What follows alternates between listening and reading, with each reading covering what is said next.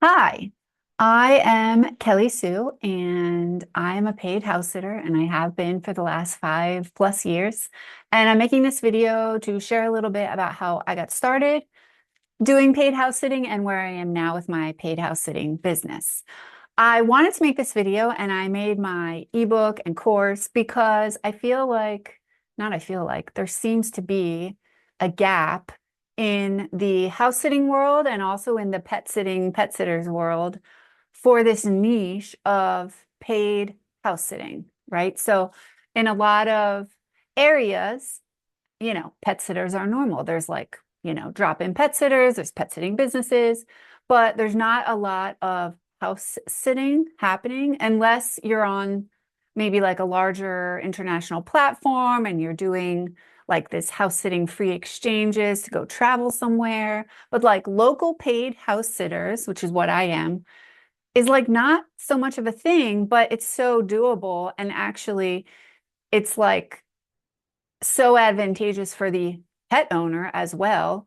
And I get these questions all the time in like different house sitting forums and Facebook groups, like how did you get started paid house sitting and all this stuff. So I did make an ebook and an e-course, but I wanted to make some videos just like giving like an intro to who I am and like what my street cred is. Cause like it's like, yeah, you want to know, you want to know who's leading you in this. So I started doing paid house sitting back in 2019.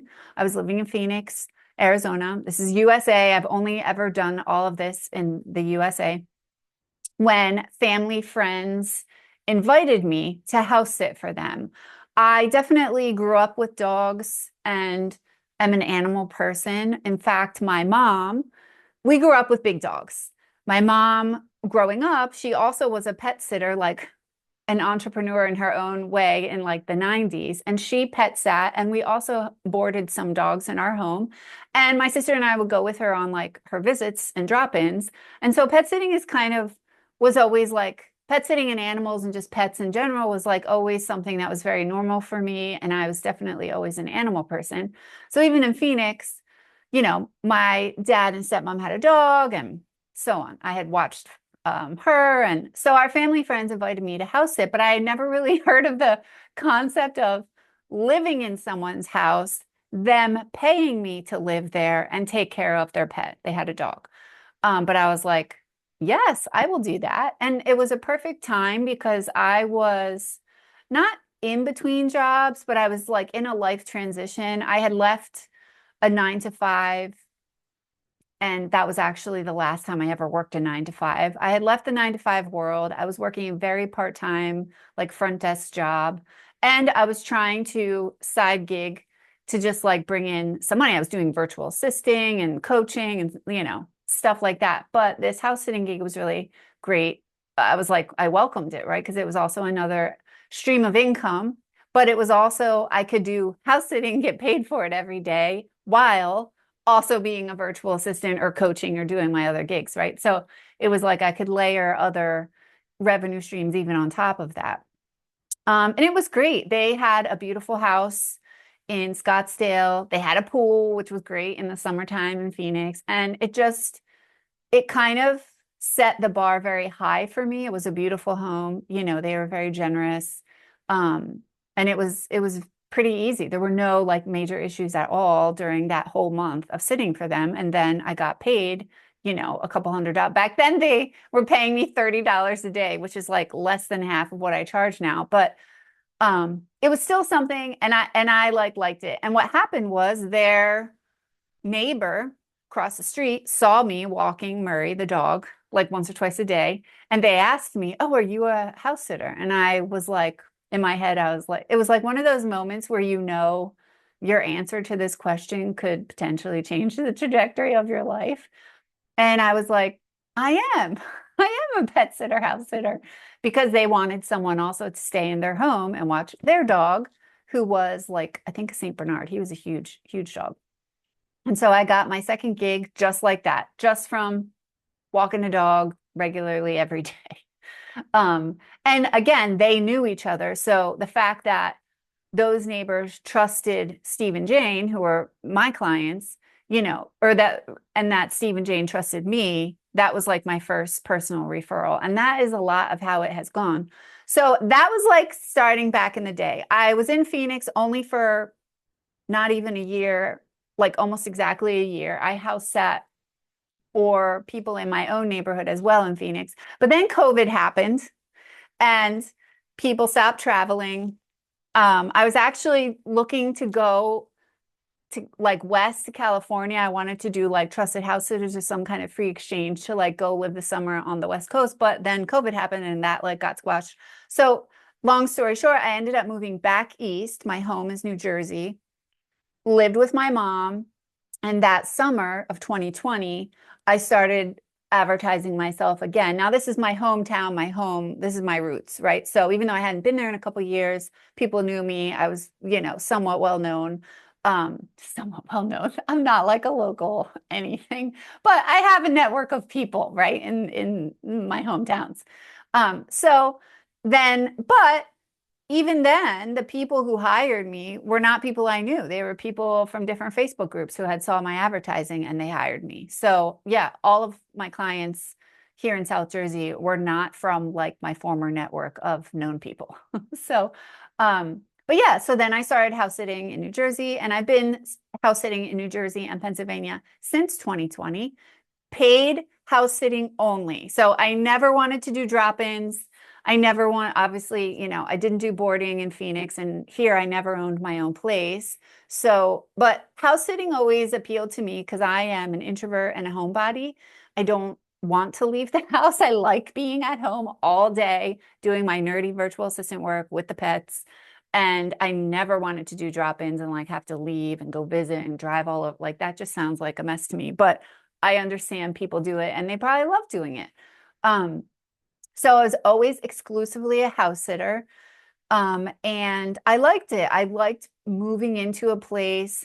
I made it clear that I wasn't going to do like a short weekend. I learned very quickly that schlepping all of my stuff into a house for just a 2-day sit was like not worth the effort and energy for me. So I never did like weekends. I would always stress that I was like a longer term house sitter. But then the clients I landed were good fits. They were people who were typically retired, not always, but either typically retired or would just go away for like a week, 10 days, a couple weeks at a time. And so it ended up working out really great.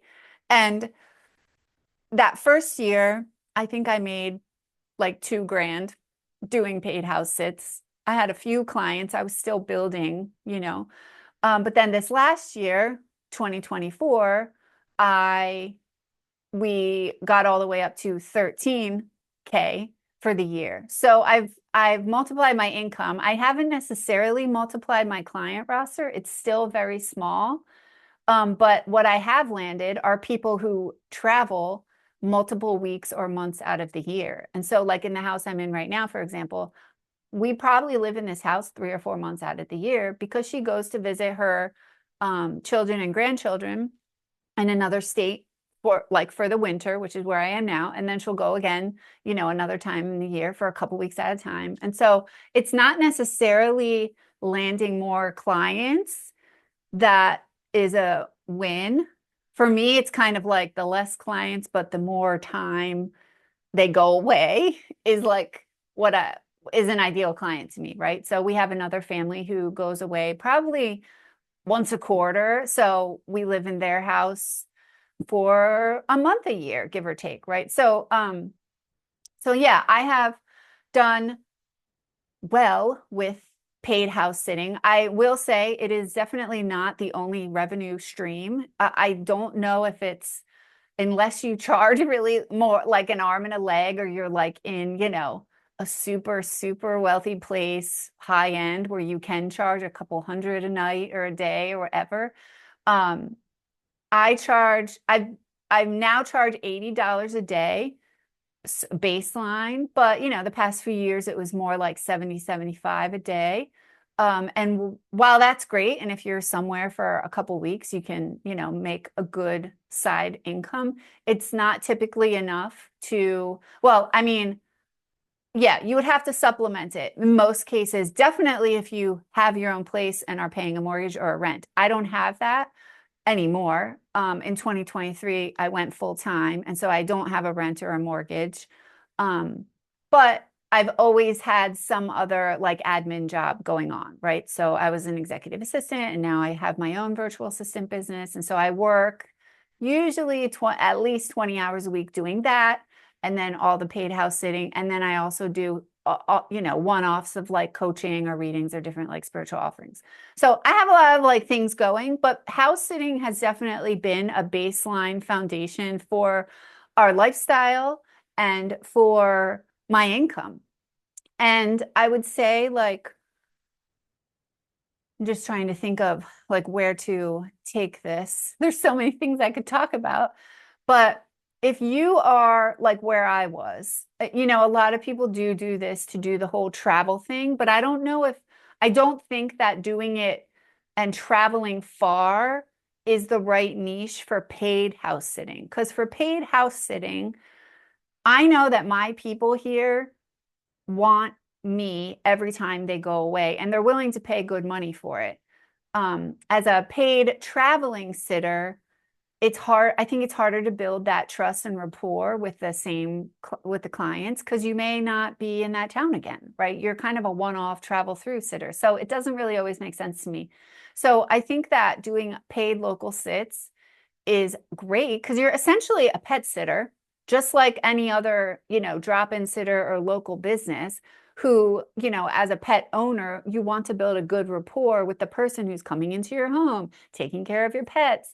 And it's the same idea, local paid house sitter is the same idea. These pet owners want to trust you. They want to feel at ease with you in their home and you with their pet. And if you do a bang up job the first time, like a stellar job the first time, and they love you, they're going to stop searching and just keep wanting to hire and land you for every time they go away. And that's how you fill up your schedule.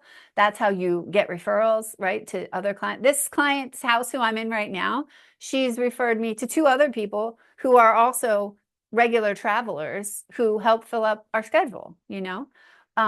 So I think the paid local house, I just think it's like a missed thing. I'm like, how are people not doing this? I don't know any other paid house sitters near where I am.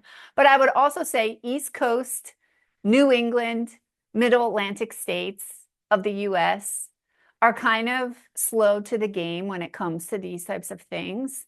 Even with like the free exchange trusted house sitters, it's like way less normalized here or mainstream as it is like Southwest, Western USA, Pacific Northwest. Like house sitting is like so much more of a thing, whether it's paid or whether it's on the free exchange like platform situations. But yeah, I think if you're like how I was and you are looking for some gig income, I would say you have to be like willing to you already know you like animals. Um, I go into this in all of these foundations into great detail in my ebook, but like if you're thinking of doing this long term, because not long term, but at least a good while, right? Because you don't want to like connect with someone, be let into their house, be given the keys, taking care of their pets like one time and then be like, oh, I'm out. It's kind of sucky. So like I do say in my ebook to get a couple trial sits under your belt, ideally not family members. Like try to do it like at least it's okay if it's people but make it like a real sit, like a week or more. Do like 3 to 5 of them, and then you'll be able to decide if it's something you really want to do.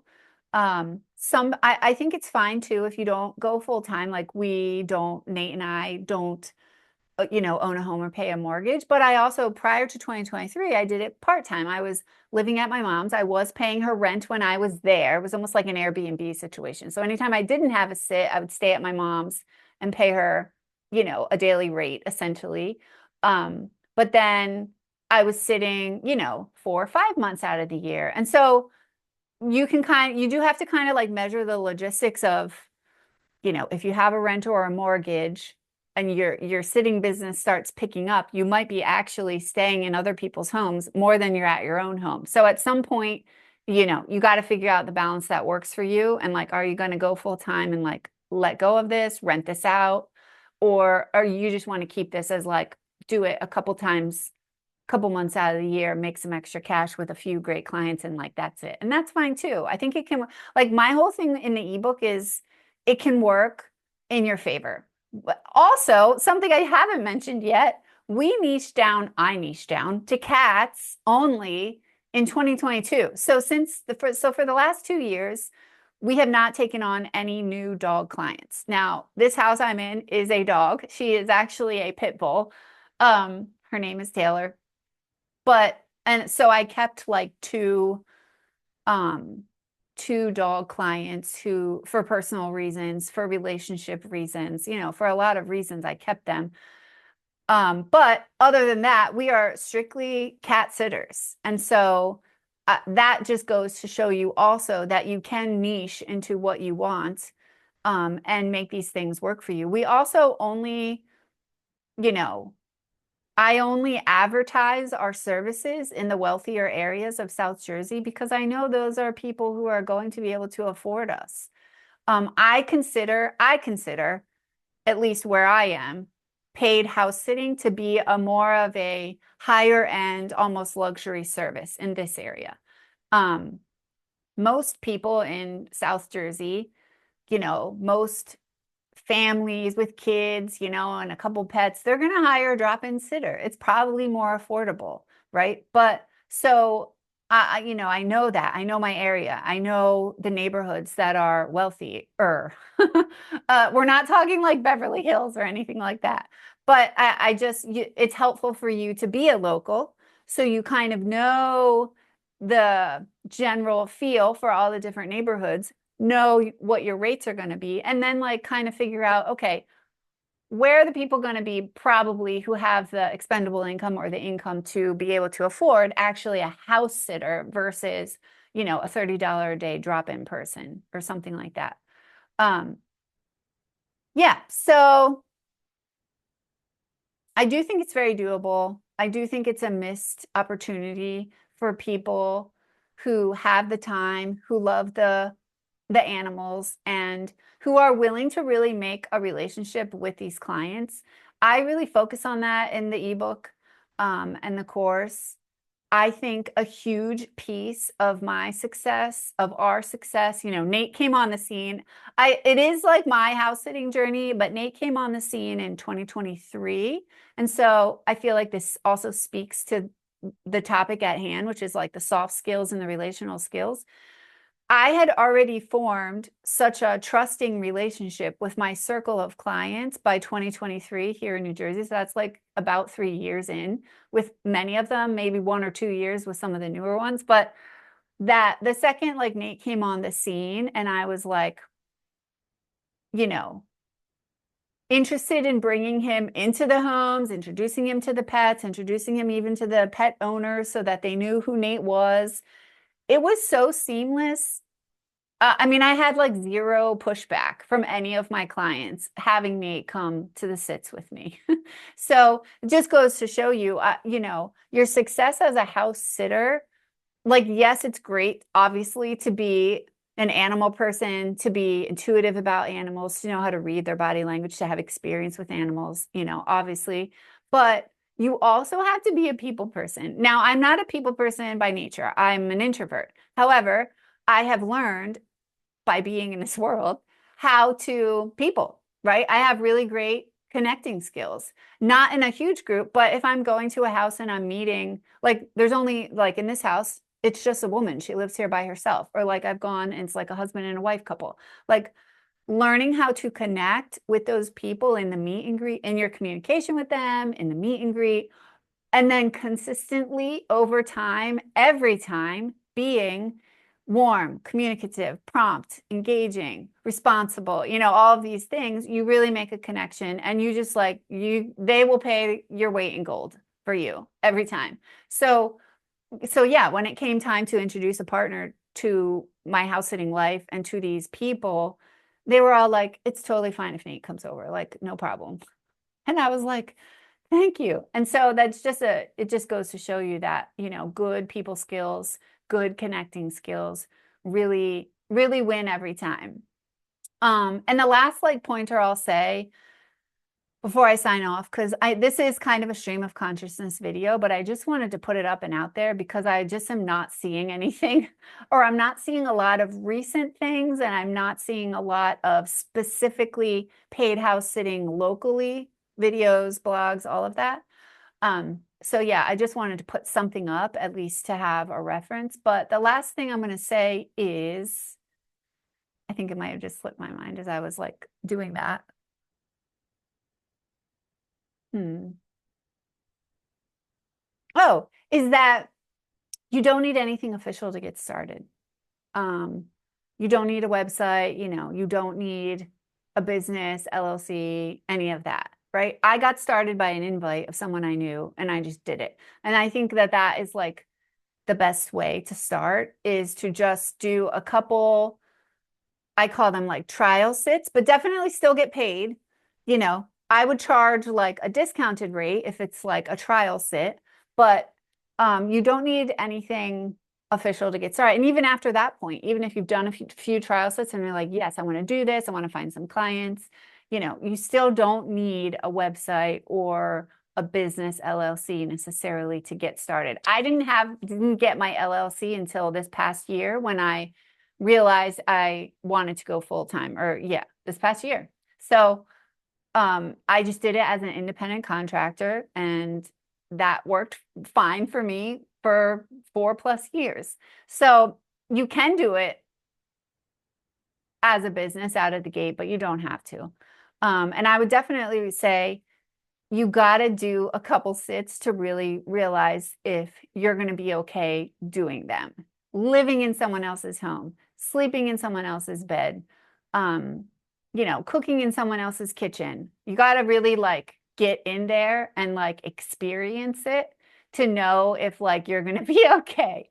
I and I'm fine and it's great and I'm like very resourceful and I'm very adaptable in these situations, but I also have a very high bar. I say no more than I say yes. And at this point, my bar for the houses and the clients we say yes to is like very high. So I don't have an issue staying in the homes. But yeah, that's a whole nother like module. I talk all about this in the ebook about, what are your red flags? What are you looking for when you're doing a meet and greet? All of these things. And all of it can be adjusted to you and your needs. Like I identify as a highly sensitive person. I have high environmental needs. I'm also like, I would say I have some autistic traits. And so I have like a list of what I'm looking for when I'm going into a meet and greet. And you need to have your list. This is why when you're in like forums, um, you see so many sitters have horrible experiences. It's because they don't know their boundaries. They don't know their non-negotiables. They're just willing to take any job, but it's like girl, like people are gonna play you. You gotta set the bar and you gotta keep it up there. And if they're not meeting the bar, then you say peace and like on to the next. There's plenty of amazing, you know, hospitable, like lovely clients who would love to pay you and whose, home would be gorgeous and so comfortable to stay in versus like, people on these sites or even just people, that you find in your neighborhoods who aren't, they're not amazing. And they're, there to is kind of way under the bar. So keep your standard high. So all of this to say, I'm going to share my screen. I wanted to show you, you can find out a lot, learn a lot, even from just reading my website. And I'm going to show you a little bit about a little sneak peek into the ebook and the e-course so you can kind of see what you could potentially get if you wanted to hop in there. Let's see, entire screen, I'm fine with that. So this is my website. If you go to kellysue.com, house sitting, and if you read this, so I have like testimonials here, right? I have the towns we've served in and we sit in. You can learn a lot just by reading this page to kind of get a baseline vibe of what you might want to go for. I have very clearly, again, you don't need this to start, but once you get established, you're probably going to want either a Facebook or your own website. I establish what we do, like what stands out of everything we do. here. And then things that we don't do. Like I'm like a boundaries girl. I learned that a long time ago. And so there's a lot of stuff we just don't do. I don't do sits in urban areas or areas with like I've been doing this a long time to know. And then this is also helpful for you to read through and kind of see how I do things. Now, the way I do things is going to be different from how you do them, but it can at least give you an idea of stuff you're going to want to be thinking of as you go into this like lifestyle. And then this is like a little bio so people know who we are, you know, a little bit about our background, what we do, you know, how we met, etc. Like you got to have an about page. You just do. If I'm hiring a house sitter, I need to see your face and I need to know a little bit about you.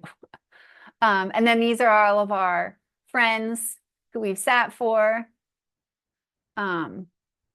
And then below, I have all these testimonials from over the years. So that's our page. This is, you know, after 5 years of sitting. I redid this page this past summer.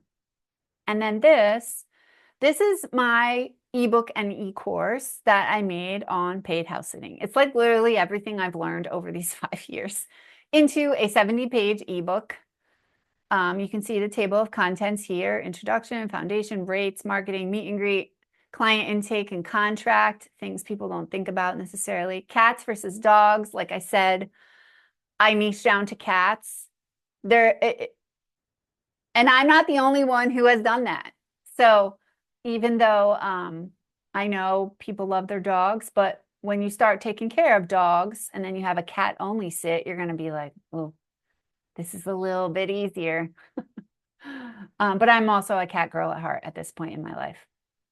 The don'ts of house sitting, the actual sit, emergency, all these things, right? There's actually at the end of it a resources section there that has like a template for your intake, your client intake, a template for the meet and greet, and a template for your wrap up. So when you're wrapping up a sit, all the things that so you don't forget to do them. And then this is the e-course. This should play, yeah, just so you can see all of these videos they're like micro modules. I tried to keep them all like under 15 minutes. Some of them are only 2 or 3 minutes, but everything you need to know regarding getting your pet sitting, paid house sitting off the ground. It basically mirrors the ebook, but it is me and it's a lot of my sharing more personal experiences. So you get a little bit more like tips and tricks with this. But I mean, it's really, the ebook is 37 and the two of them together are 55. So it's kind of a no-brainer to just get both of them and enjoy both of them. And you have access to it forever or until I take this down from the internet. And then here's a little snippet. If you go to this page, you can see kind of a snippet of one of the marketing modules that I talk about. This is how to make your flyer and the things to include in it and like why. So I really go all out. It was really fun for me to make. And yeah, this is what this course is not. What the course and the book are not, right? It's not a guide to pet care. It's not for someone who wants to have a huge pet sitting business, a different thing, right? So make sure you read all of this. And I also am offering house sitting chats. So you can book a one-on-one with me when you're kind of in the mix of it, or if something's not working, you can book a one-on-one and we can kind of tweak the things to hit your goals to make it better so that you can get more of the clients you want and less of the inquiries you don't want. Or talk about your finances, how you're doing invoicing, you know, any of that stuff, anything really. I'm happy to chat with you. So that's everything. I just wanted to show you that that's available. As far as I know, I'm the only one who's like done this. There are some smaller courses out there. There are some free email, you know, tutorials that I've seen some couples do. And those people so far that I've seen, they're great. And they're mostly those international type traveling house sitters. There's no one who's doing this so far that I've seen who is a local paid house sitter. And that's what I talk about in my ebook because that's my specialty. That's all I know. So if that's what you're looking for, getting into paid local house sitting, then The ebook and the course will get you on your way. Like that's what I made it for, people like me, and it will definitely set you up for success. So reach out anytime. Thanks for listening to my Stream of Consciousness YouTube, and have a great rest of your day.